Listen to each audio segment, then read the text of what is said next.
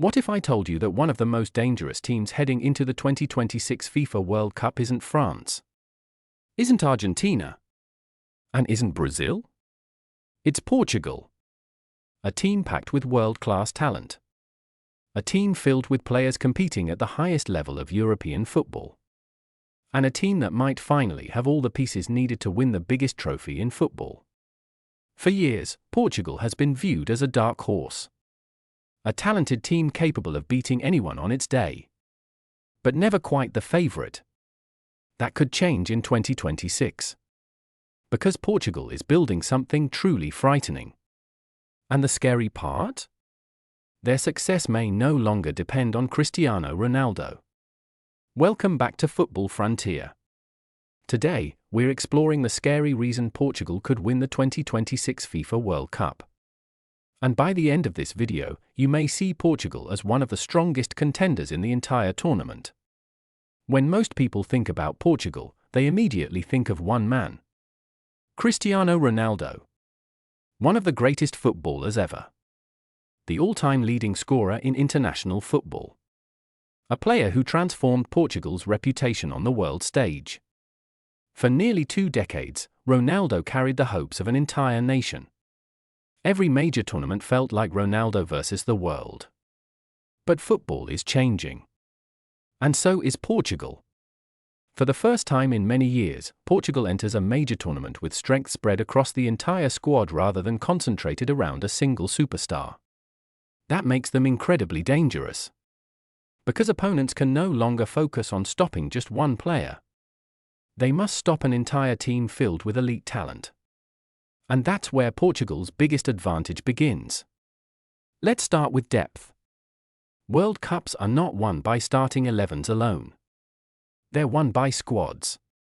Injuries happen. Suspensions happen. Fatigue becomes a factor. The teams that survive are the ones with quality replacements. Portugal possesses one of the deepest squads in international football.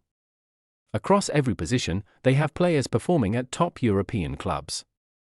Whether it's attack, midfield, defense, or goalkeeping, Portugal can rotate without suffering a massive drop in quality.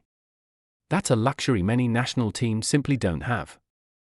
Another scary reason Portugal could succeed is versatility. Modern football is all about adaptability. Teams that rely on one style often struggle against elite opponents. Portugal has the ability to play different ways. They can dominate possession.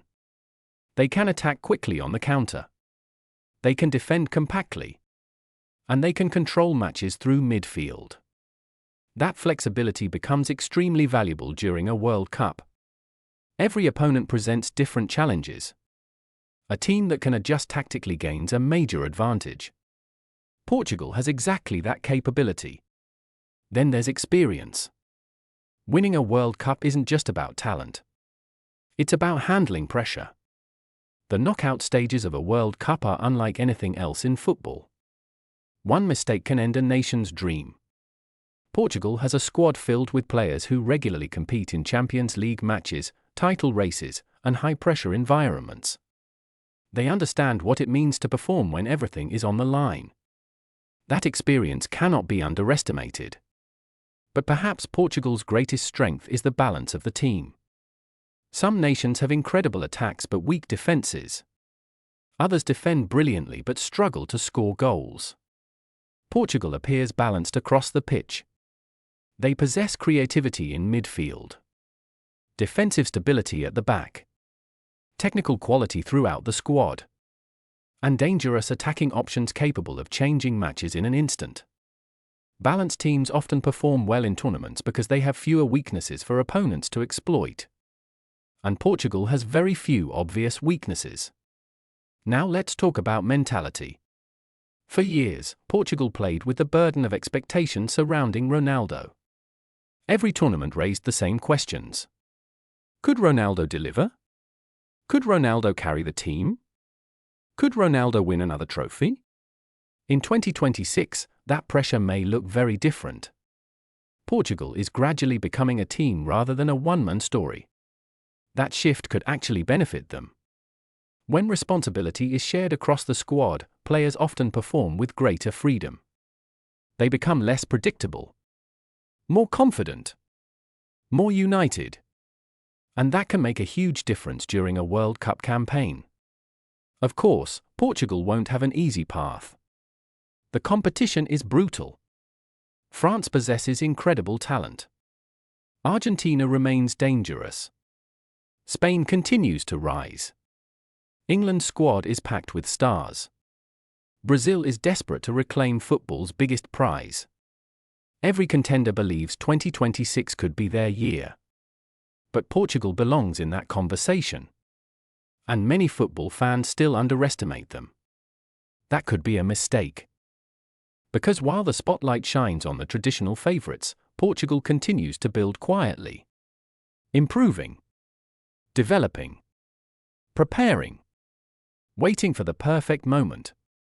And history shows that World Cups are often won by teams peaking at exactly the right time. The scary truth is that Portugal may be approaching that moment. A deep squad. Elite technical quality. Tactical flexibility. Big match experience. And a growing identity that extends beyond any single player.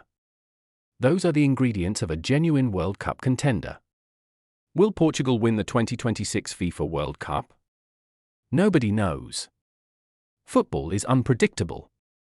That's what makes it beautiful. But one thing is certain. If Portugal arrives in top form, no team will want to face them. Not France. Not Argentina. Not Brazil. Not anyone. Because Portugal may finally possess everything required to conquer the world. And if that happens, the rest of football could be in serious trouble. So what do you think? Can Portugal lift the World Cup trophy in 2026? Or will another football giant stand in their way? Let us know your prediction in the comments below. If you enjoyed this video, don't forget to like, subscribe, and turn on notifications for more World Cup stories, football documentaries, and football analysis. Thanks for watching. And we'll see you in the next video.